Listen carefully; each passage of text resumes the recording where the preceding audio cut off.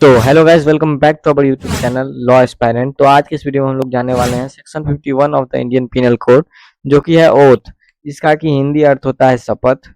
तो ओथ क्या है according to section 51 of IPC, चलिए जानते हैं। तो 51 oath, the word oath includes मतलब जो शब्द है शपथ, वो सम्मिलित करता है ये सोलेमन एफर्मेशन। तो ये क्या होता है सोलेमन एफर्मेशन? गंभीर प्रतिज्ञा, मतलब कि जो ओथ है वो एक गंभीर प्रतिज्ञा है। सब्सटीट्यूटेड बाय लॉ, मतलब गंभीर प्रतिज्ञा जो है ओथ को ही कहा जाता है वो लॉ में, ठीक है। तो मतलब अगर आप ओथ ले रहे हैं, इसका क्या अर्थ है कि आप एक गंभीर प्रतिज्ञा ले रहे हैं, ठीक है। फॉर एन ओथ, मतलब ओथ के लिए एक दूसरा शब्द जो है सब्सटीट्यूट किया गया है लॉ में, कानून में। उसके जगह पे एक दूसरा शब्द जो हम लोग कह सकते हैं सोलेमन एफिर्म, मतलब गंभीर प्रतिज्ञा लेना, तो उसी को ऑथ कहते हैं according to law. And any declaration required or authorised by law to be made before a public servant or to be used for the purpose of proof whether in a court of justice और not.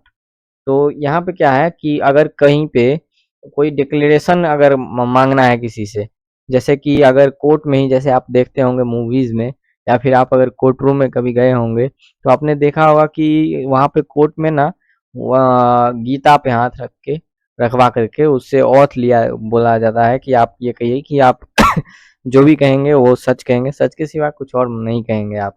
तो वहीं पे जो है any declaration required, तो अगर कोई declaration जहाँ पे रिक्वायर्ड होता है और authorised by law to be made, या फिर लॉ के द्वारा वो ऑथराइज किया जाए, कोई डिक्लेरेशन ऐसा हो जो रिक्वायर्ड हो, जैसे कि कोर्ट में अगर कोई गवाह दे रहा है तो डिक्लेरेशन रिक्वायर्ड है। और बहुत बार क्या होता है कि लॉ द्वारा उसको ऑथराइज किया जाता है, जैसे कि मान लीजिए कि कोई सीएम बनता है तो उसको ऑथ लेना होता है law, according to law, by law उसको ऑथ लेना होता है अपने सीएम के पद पे चयनित होने के बाद। तो वो लेता है किसके सामने में? राज्यपाल के सामने में, गवर्नर के सामने में। तो वही यहाँ क्या गया, कहा गया है authorised by law to be made before, सरकारी सेवक के सामने उससे क्या कराया जाता है? ऑथ लेने के लिए कहा जाता है उसे उसे सोलेमन एफर्मेशन करने के लिए कहा जाता है, जिसका क्या मतलब होता है? गंभीर प्रतिज्ञा लेने के लिए कहा जाता है। To be used for the purpose of proof, जिसको कि आगे क्या किस चीज के लिए यूज किया जाए, किस उद्देश्य से? प्रूफ के पर्पस से, प्रूफ के उद्देश्य से, साक्ष्य के उद्देश्य से उसका उपयोग किया जाए, इस वजह से ये करवाया जाता है, ठीक है।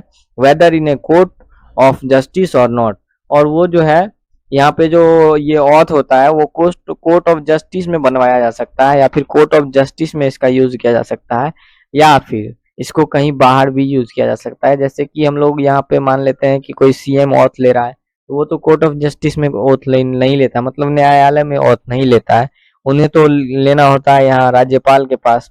तो वो राज्यपाल के पास ऑथ लेते हैं, तो वो तो कोर्ट ऑफ जस्टिस में नहीं ले रहे हैं। लेकिन इसीलिए यहाँ पे मेंशन है कि वेदर कोर्ट ऑफ जस्टिस और नॉट, कहीं कोर्ट ऑफ जस्टिस में भी कोई आदमी ऑथ ले सकते हैं या फिर बाहर भी ले सकते हैं, लेकिन वहां पे क्या है कि उनको पब्लिक सर्वेंट कोई है उनके सामने लेना पड़ेगा, तभी वो वैलिड माना जाता है, ठीक है।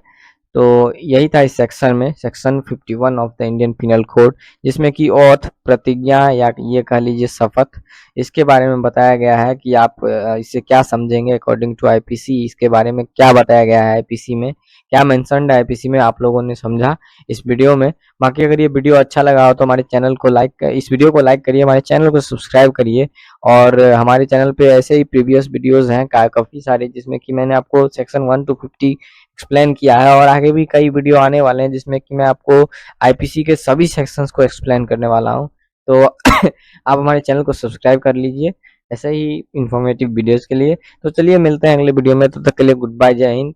और मेरा तबीयत थोड़ा सा खराब है तो बार बार बीच में खांसी हो रहा था, उसको आप लोग प्लीज इग्नोर करिएगा।